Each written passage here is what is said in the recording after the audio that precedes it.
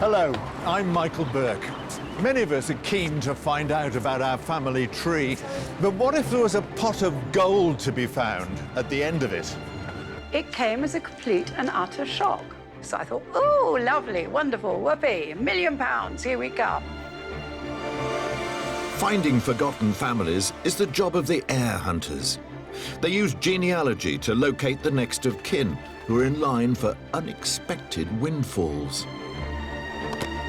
Hi, is it Deborah? Oh, how much money am I going to get? Found an account with 320,000 in it. No way. A visit from the heir hunters can change lives. The more she told me and the more I looked into it, I thought, oh my God, yeah, it's amazing. Because I've met up with all of you. You never know when they might come knocking at your door.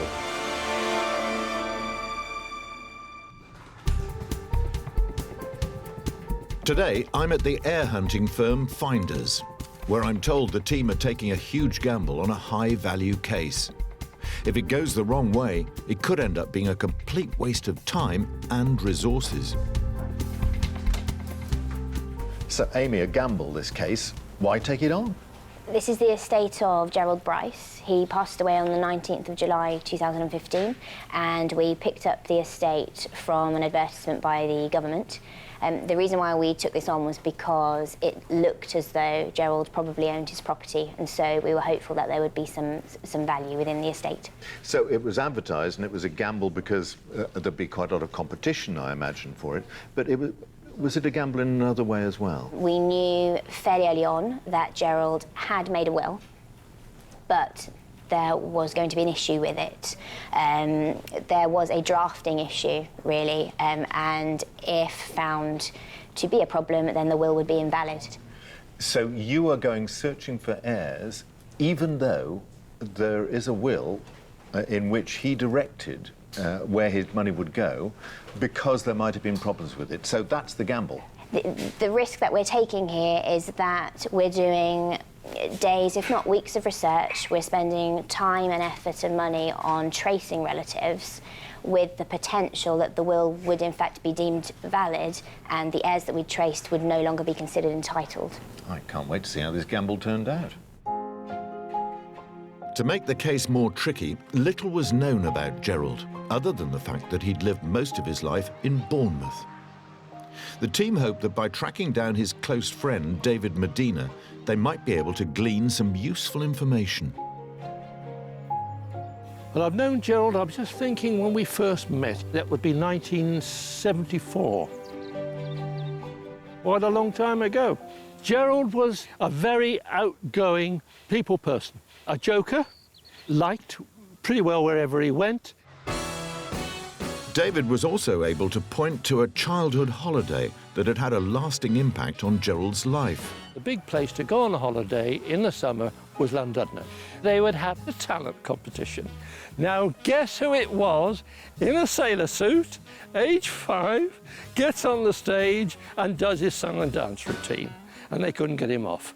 And Gerald took his passion for performing through to adulthood. Gerald got a job as a redcoat with Butlins in the early 1950s.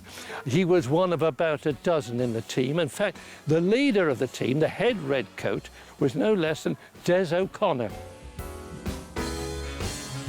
Being a pupil of a future star, Gerald's career blossomed. He used to teach ballroom dancing. Very popular that was to the ladies of all age groups. Said it many times, really, those were the golden years. The first holiday camp was set up by Billy Butlin in Skegness, Lincolnshire, in 1936. He was wanting to offer ordinary working and middle-class people affordable luxury, a kind of taste of what richer people had had on their holidays for many years. It wasn't until after the war in the 1950s that the British seaside and holiday camps really took off.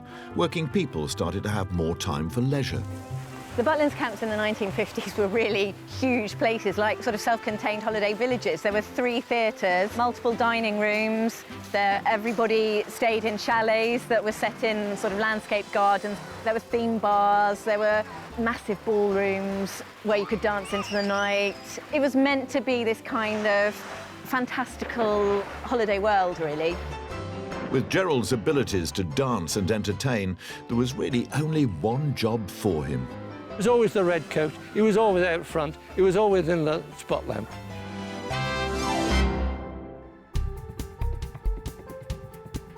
In the office, despite following the clues provided by Gerald's friend, the team had found no information about his family. Senior case manager Amy started searching records for leads in this risky but potentially high-value estate. I'm going to copy this. I'll try and find the marriage and do it.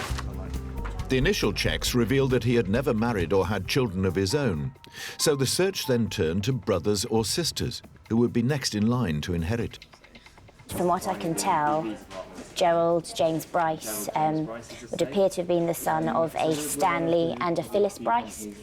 Now, I've had a look at the parents' marriage records. From that, I have then looked into any possible siblings for Gerald. I can't find any, so it's looking as though we're going to be dealing with wider kin. As the net widened, Amy begins to search for relatives in Gerald's extended family. But she immediately hits a problem on his mother's side. Now, I've had a look at the parents' marriage records, and that tells me initially that Phyllis was a Jones by birth. So on the maternal side, we've got the Jones surname, incredibly common surname, incredibly difficult to work with. At the moment, I do have hope because Gerald's mother, Phyllis, has the middle name Hannah, so we're not dealing with a plain Phyllis Jones. With the tricky name of Jones to research, Amy decides to divide and conquer and pulls in help from the rest of her team. She splits up the family tree. This will be a competitive case. As it's been advertised today, we would expect any of the other companies that usually compete with us to be doing so as well. So it's incredibly important that we're all working on it together to try and beat them to it. Despite facing pressure from the competition, Amy is confident that she can find Gerald's maternal grandmother. I should be able to find her, so my next step is to look through the census records and see if I can locate any additional family for her on that side. In the meantime, while I'm doing that, Holly and Ellie are going to look at the Bryce family. Hopefully it's a better surname for them to work with. While Amy delves into Gerald's mother's side of the family, the rest of the team's focus is on searching through records for aunts and uncles on his father's side. We've been looking into the Bryce side of the family tree. So there are 5 stems, siblings of the deceased father. At the moment, we haven't found anything further. Quite a lot of them die out as spinsters or bachelors, so we're still having a look at the moment. Gerald's grandparents, Joseph and Frances Bryce, had 6 children: Jane, Alfred, Percy, Gertrude, Godfrey and Stanley, Gerald's father. And that's 5. But as the team search online records, it doesn't appear many of them went on to have families of their own who might still be alive. So I've got them all. I have got them all. Percy died aged 37 in 1917, followed by Godfrey in 1937, and then Gertrude and Jane died spinsters. Jane was 92 when she died. Work through those 3, and there are a couple missing off there that I'm finding. With 4 out of 5 of Gerald's aunts and uncles dying without having children, hope of finding an heir with the easier-to-research paternal name of Bryce was now looking bleak. It looks at the moment like most of them have died with no issue, so we're looking to speed through this side, really. With a £300,000 estate at stake, the team have no option but to change tack and research the tricky maternal name of Jones. And no one really particularly relishes, I think, a Jones family tree. With the possibility that Gerald's will could still be proved valid, all the work they're doing could be in vain.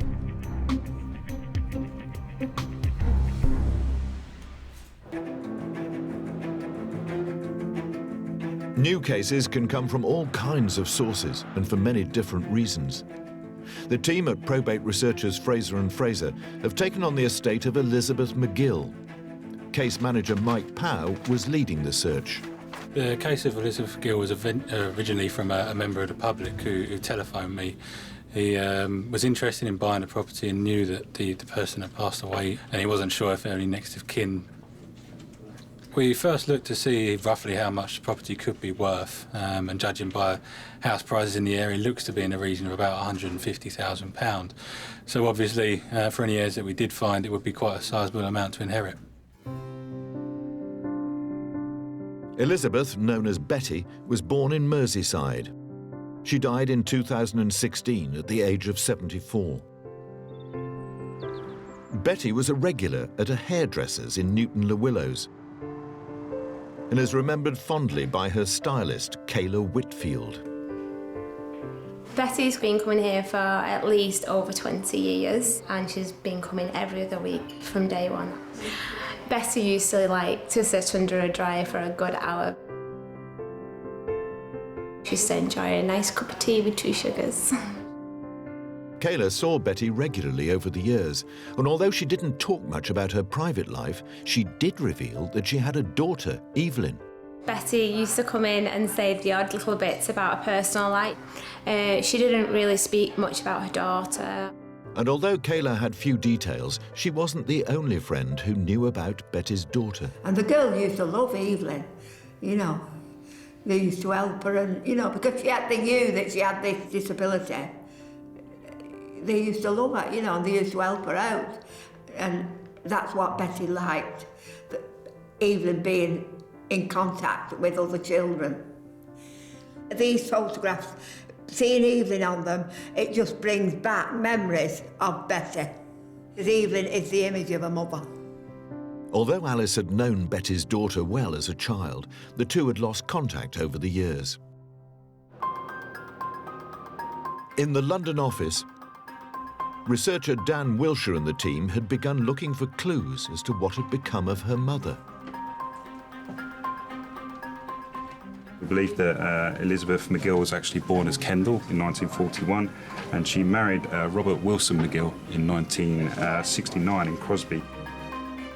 We've actually found out that Robert McGill passed away in 1993, but we are aware of a daughter called Evelyn, who we're following up right now. We'll order all the marriages, just to make sure it's definitely the correct marriages. Get on priority. Right, cool, right then. All right, mate, bye. Through an online record search, Dan made a sad discovery. I found a death record for Evelyn. She passed away in 2013 in Warrington. Now, unfortunately, she was only 39 years old, and from the death certificate, I can see that she actually passed away at Warrington Hospital. As Evelyn was an only child, Dan was now on the hunt for any brothers and sisters Betty may have had. His first task was to track down her parents. Now, found a marriage record for the parents of the deceased. The father is Henry George Kendall, and the mother is Mary Elizabeth Kendall Nee Smith. Now, they were married in 1914 in Liverpool. When Dan called in Evelyn's death certificate, he discovered another member of her family. It mentioned an Uncle Henry. Now, we know from the informant of the deceased daughter, Evelyn McGill's certificate, that the deceased had a brother called Henry George Kendall. Now, when we looked for birth records, we found that there was Henry George Kendall, born in 1943 in Crosby. Unfortunately for Dan, this trail also led to a dead end. We found a death record for him in 2014 in the Crosby Registration District. With the news of Henry's death, the team had to delve deeper into his life to discover who had inherited his valuable estate, in the hope it would lead to Elizabeth's heirs. Henry's next-door neighbours, Neil Benson and Dawn Dixon, had known him by his nickname of Harry for 20 years. Harry was ill and he was in hospital, and then Betty would come just to look after the house, really. She always said that the house was lovely and she really felt comfortable there. We knew about a family, like a daughter and obviously a mother and Harry, but as far as we knew, there were no other family members. Henry's estate had been worth £150,000. Discovering who inherited it changed Elizabeth's case dramatically. I've come to the office to find out how. Sit down, I'm dying to know what you found out about Harry. Okay, so Harry, obviously the brother of the deceased, we found out that he was actually living in the property inherited off his parents. Their parents, indeed? Yeah, the parents, yeah, obviously deceased and Harry. Their parents left Harry the property in Crosby.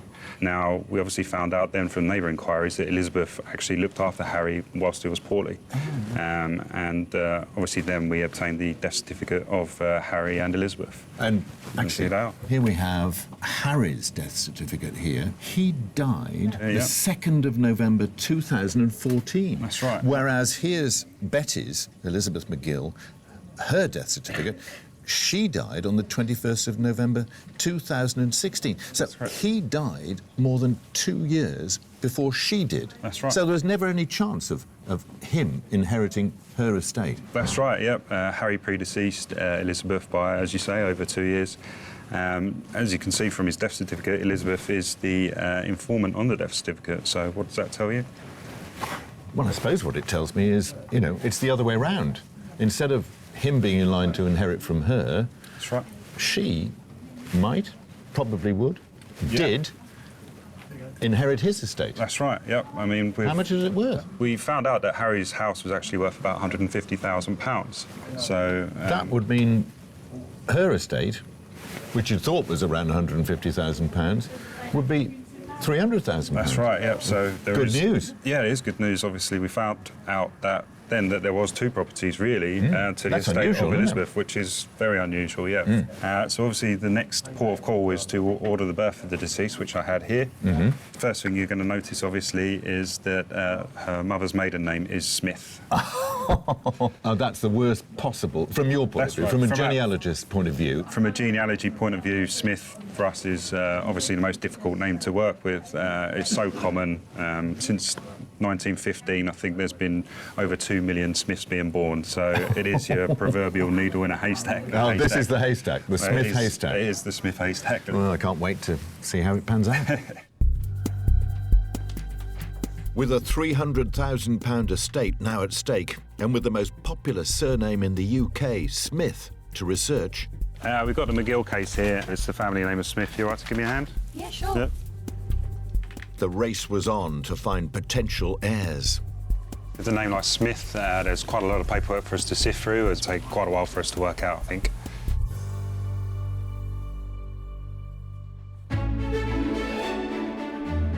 Every year in Britain, thousands of ordinary people get an unexpected knock on the door from heir hunters. I found that amazing, that I had that side of the family that I didn't know existed. Over the years, the heir hunters have given fortunes to the heirs that they find. As well as the unexpected windfalls, they also reunite relatives. You've read about it happening all the time to other people, but it never happened to me before. There are still hundreds of estates left unclaimed. Listen carefully for the names. If you recognise yours, then one of them could rightfully belong to you. Today, we've got details of 2 estates on the Government Legal Department's unclaimed estates list. The first case is that of Mary Jane Alhovin, who was born in the Irish Republic in 1917 with the maiden name of Caffrey. Mary married William Joseph Alhovin and died on the 10th of January 1993 in Kensington and Chelsea, London. She was 76. The surname Caffrey was first found in County Fermanagh in the southwestern part of Northern Ireland. Perhaps you're part of Mary's birth family of Caffrey. Could you be the person the heir hunters are looking for? The next case is that of Peter Anthony Pope, who was born on the 10th of August 1914. Peter married Doreen Madeline Wells in Lambeth and died on the 26th of May 1990 in Camberwell, London, aged 75. Could you be a relative of Peter? If so, the windfall could be coming your way. In the office of Finders International, senior case manager Amy Moyes and her team are busy looking for heirs on a high-value but high-risk case. The exuberant ex-Butlins redcoat Gerald Bryce had died in Bournemouth in 2015. He was always the redcoat, he was always out front, he was always in the spotlight. Unusually, Gerald did leave a will, but it was believed to be invalid, so the case was placed on the government's list of unclaimed estates. We're pooling all of our resources, we're all dropping everything that we're working on and working on this one case. There was a possibility the courts would find the will to be legally sound, but with property on the estate worth £300,000, the team thought that tracing Gerald's heirs was a gamble worth taking. From what I can tell, Gerald James Bryce would appear to have been the son of a Stanley and a Phyllis Bryce. Now, I've had a look at the parents' marriage record. From that, I have then looked into any possible siblings for Gerald. I can't find any, so it's looking as though we're going to be dealing with wider kin. Having divided up the work, the team were trying to trace heirs ahead of any competitors who might also be working on the case. So I'm currently looking into the Bryce family tree. I'm helping Suzanne with the stem that she's working on at the moment. And as the research had shown, things weren't looking too hopeful on Gerald's father's side of the family. All right. Yeah, okay, that's fine. Yeah, it looks as though you're not the right person. Yeah, unfortunately, it does mean you don't get the money, but... Right, thank you for your time. Cheers, bye. There are 5 siblings of the deceased father. Quite a lot of them die out as spinsters or bachelors. With Gerald's aunts and uncles, Percy, Godfrey, Gertrude and Jane, dying without having children, the team switched the search to the maternal side. However, Gerald's mother's maiden name was Jones, a genealogist's nightmare. They'd need an incredible stroke of luck to break the back of this case. We know Phyllis Hannah Jones was Gerald's mother, but given how difficult research is with the Jones surname, I've kind of just taken a bit of a detour to look into Phyllis's father, John Jones. Quick search in case they had more. John Jones is one of the most popular names in the UK, so to find the right man, Ryan turns to the 1911 census. Could some details about his workplace help narrow down the options? One particular profession has caught his eye. Police sergeant on the census records. I'm trying to use that as a kind of a factor to rule out some of the other John Jones. I mean, John Jones is one of the most common names in the country, so I try to look for any John Jones born around 1868 who would have police as their profession. So there's a few. Ryan's hunch proved to be a breakthrough. In 1892, Gerald's maternal grandfather, John Jones, was working as a policeman in the Salford area of Manchester. Well, Salford Police was initially a borough force, later a city force, founded in 1844, and they were part of the, covering literally the town of Salford, which is the city next to Manchester. Like most new recruits, Gerald's grandfather started at the bottom. John Jones, as were the vast majority of the officers in the Salford and in all other forces, were primarily foot patrol officers. They would carry out patrol work at all hours of the day and night. Police work 100 years ago was an even tougher job than it is today. In the mid-19th century, you would often find that most officers would only stay in the force for a very small time, maybe 3 or 5 years at the most, and then would move on to seek a better paid and less dangerous job. However, Gerald's grandfather's career clearly flourished through these precarious and dangerous times. John Jones was promoted sergeant on the 28th of December 1908. Now, we do know a little bit about his career because we actually have 3 entries for meritorious conduct.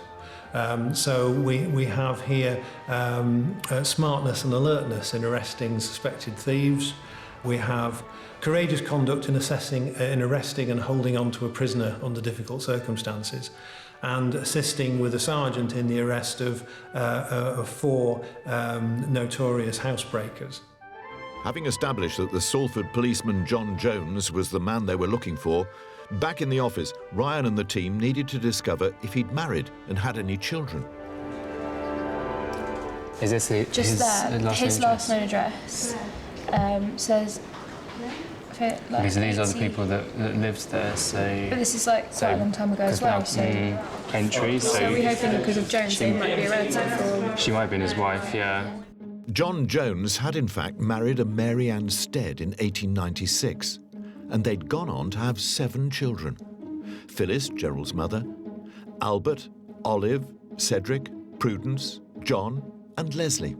We're looking into the line of Leslie Jones. As they followed the trail of these aunts and uncles through the records, they found more family. On the Jones side of the family, we had a bit of a breakthrough. The 1939 census confirmed that this Leslie Jones was definitely Gerald's uncle. He could be the key figure to lead them to surviving heirs of this £300,000 estate. Leslie Irving Jones, born in 1905 in Salford, which seems to fit in because on the 1939 he's a police constable, and that was actually his father's occupation. We're just looking at some records, some police records online, and it says he was born in the area in Pendleton, where the family comes from. In the late 19th century, generations of families often worked in the same profession. In the police service, you do see distinctive family names occurring again and again. You get son following father, often see people who have 3 or maybe 4 generations of a family have all gone to serve in the police service at some point. As a serving officer in Salford in the 1930s, it's likely Gerald's uncle Leslie was involved in one of the very high-profile cases of that time. One of perhaps the most interesting cases that affected both Salford and Manchester in the 1930s was the eventual discovery of a man named Herbert Winstanley. He was probably the area's or the region's best accomplished forger and was able to make and circulate his own banknotes for around 6 years until eventually he was caught at the Albion racetrack in Salford. Leslie might have actually been involved in the arrest of Herbert Winstanley. When he was finally taken back to his workshop where he produced all the money, Winstanley showed the police £20,000 in forged banknotes, which for 1945 was an incredible amount of money. Having tracked Gerald's uncle through the family career of policing, Amy, Ryan and the team now needed to find out if he'd gone on to have children. If this was the case, they would be Gerald's cousins and heirs. On the 1939 it says he was single, so he would have been in his 30s at that time. And then afterwards we've been looking at marriages in Lancashire, but that seems a little bit out of area as he stayed in Salford and Manchester area. The regional research seems to be paying dividends, and it's not long before the team uncover family links to their first potential beneficiaries. So we're trying to locate everyone who would be entitled to inherit from Gerald's estate. Okay, well that's really helpful. Leslie Jones had married a Louisa Amelia Putt in 1939, and they'd gone on to have one son called Trevor. If Trevor could confirm he was a relative, he'd be in line to inherit part of this big estate. I rang him on his mobile, the beneficiary, but it's off. Finally, the team had found their first heir.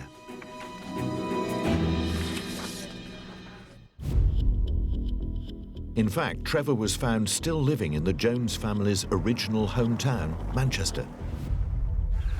I was quite surprised to have a phone call because they brought news of a cousin who I had not heard of for quite a while. Although Trevor had lost touch with Gerald, he remembered him fondly. Gerald was a very social person. I believe probably he likely met lots of famous people. but he could always tell good tales and stories about these, and would be an extrovert in that context. After being contacted by the heir hunters, Trevor has dug out family photos, including some of his father, Leslie Jones, from his time in the Salford police force. I think this photograph was taken when he first joined the police, which I presume is middle to late 20s, and he joined as B112, his number, which is evident on this photograph, and on this little box here is the 112, which is are the medals that he was awarded for his service in the police during the war, because being a policeman was an exempted profession, trade. That's a General Service Award, I think, the orange and yellow ribbon. And it was clear to Trevor who was the guiding light for his father. The reasoning behind him joining the police could have been that his father had been in the police. Trevor's grandfather certainly had the drive to succeed. Although I never knew my father's parents, both of whom had, I think, died maybe prior to me being born, my grandfather, and the family story has it, that maybe driven by need, he had walked from his home in mid-Wales up to Salford to join the police. And if it's true, he was supposed to have done it barefoot. So that gives good testimony to his grit and endurance. Back in the office, before the case could be wrapped up, the team needed to track down the remaining heirs who could be in line for part of the £300,000 windfall. Hello, good afternoon. It's Ryan Gregory at Finders in London. We're a firm of heir hunters and we're looking into the Jones family tree. So I just spoke to a cousin, a potential cousin once removed. She hasn't been contacted. Yeah. She, very friendly, wants a visit at 5 p.m. tomorrow. Cool. Desperate to cover every potential angle, Ryan and Amy dispatched a team of travelling researchers across the country to sign the last of the surviving heirs. But weeks later, after the team had found all of Gerald Bryce's next of kin, came the news that changed everything. So, Amy, what happened? Well, this one was going really well. We had completed the research. We hadn't come across any of our competitors. We were the first to speak to all of the relatives. And then we received some really bad news. Bad news? Oh, no. And unfortunately, it was the worst news for this case. They advised us that the will was going to be found valid, which meant that all of the research we'd done, all of the time we'd spent on the research, wasn't going to pay off. Next of kin weren't going to get a penny? Unfortunately not. The beneficiaries named within the will, who were, for the most part, I believe, non-relatives, were going to inherit, and the next of kin that we had traced were not entitled heirs. And it was, in the end, what Gerald actually wanted? Absolutely, and that can only be a positive thing. Although Trevor and Gerald's other would-be heirs had not benefited from his estate, the whole experience has opened Trevor's eyes to something more valuable than money: family.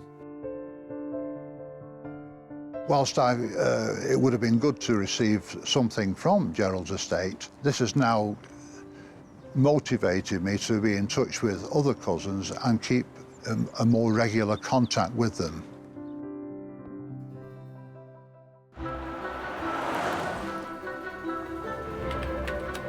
In London, case manager Mike Pow and his team from probate researchers Fraser and Fraser were searching for beneficiaries to the late Elizabeth McGill's high-value estate.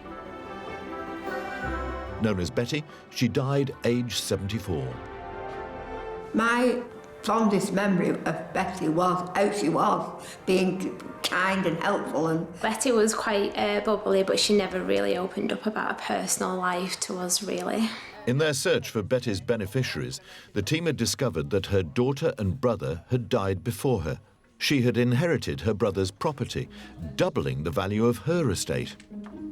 It's relatively rare to have a case where there's two properties. At the end of the day, it looks like there's probably about £300,000 to distribute between the heirs. The team were now faced with a monumental challenge of finding the right Smiths to inherit part of Betty's estate. Dan's first port of call was to go back to her mother's birth certificate. So when we obtained the certificate of the mother of the deceased, we found out that her parents were William Joseph Smith and Mary Elizabeth Smith, née Rees.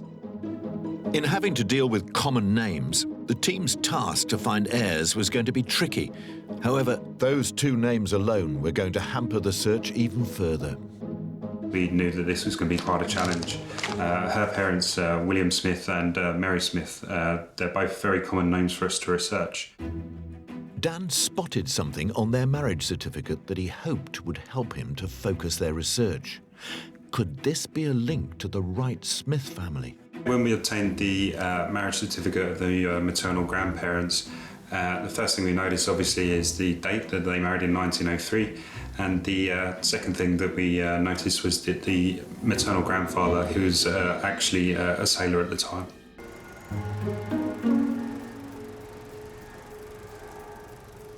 William Joseph Smith had in fact been born in New York in 1862 and come to Liverpool in search of work and opportunity. He was the son of a shoemaker born about 1809. His father was English but took out American citizenship around about 1839. William came to England to take up an apprenticeship, initially settling in London before moving to Liverpool. Liverpool was the place to be, especially when William was a young man in the 1870s until the First World War, a gateway to the largest empire we'd ever seen. William would not have been out of place in Liverpool. He could mix with sailors from all over the world. And it didn't take him long to find work. In the 1870s, he sailed on the Iron Queen, which was a sailing ship. Not the best ships to be on, the cramped conditions, long journeys. You still had scurvy in those days. Despite treacherous times at sea, William clearly felt comfortable with life on shore in Merseyside. William settled in Liverpool, so he'd been a sailor for 36 years. He suddenly becomes a docker. So why this transformation in his career prospects? William was in his 50s in 1911, so that could have been a factor in his decision to give up the sea.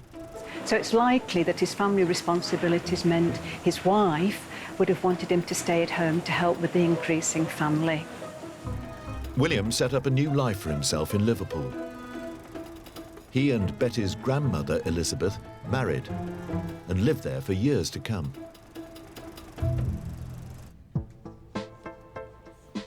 Back in the office, I'd like to know how learning that Betty's grandfather was a sailor and then a Liverpool docker could help the team track down living relatives.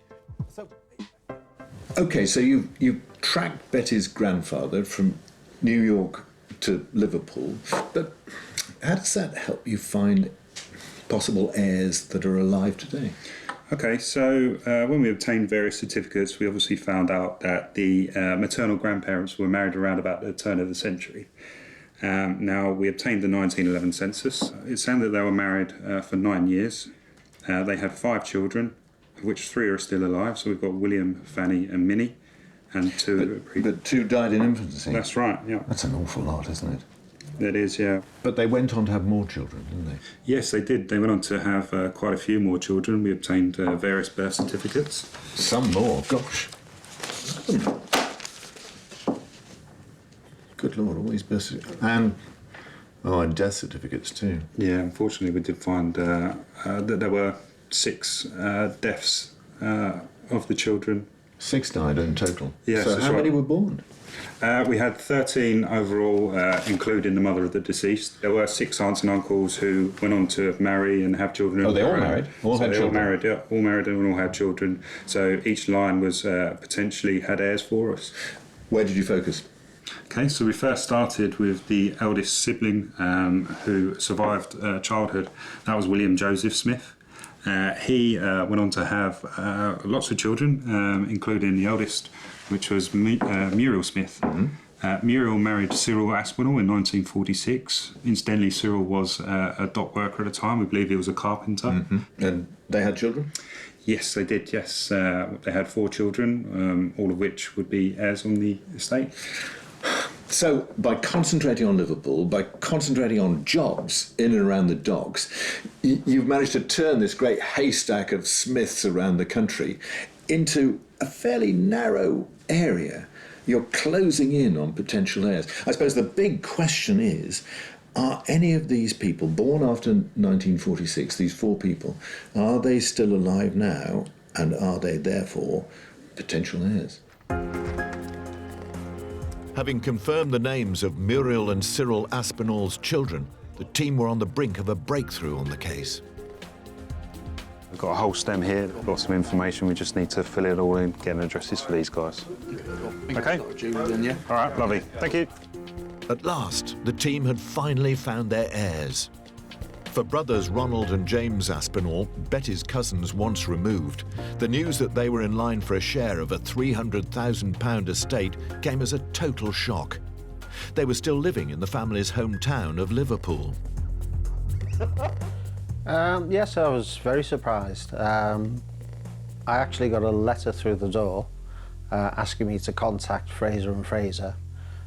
I don't recall meeting, Elizabeth at all. As I believe they lived in the north of Liverpool, and any time I met with family, they generally were based in the south of Liverpool, so I don't think our paths ever crossed at all. Heirs Ronnie and Jim are coming to terms with learning about Betty and the family they knew so little about. I know she had a daughter who died young, but that's about it. And it's a bit upsetting reading things like that when you didn't actually get to see them because they're part of your family. Back in the office, Mike, Dan and the team had almost completed their hunt for Betty's heirs.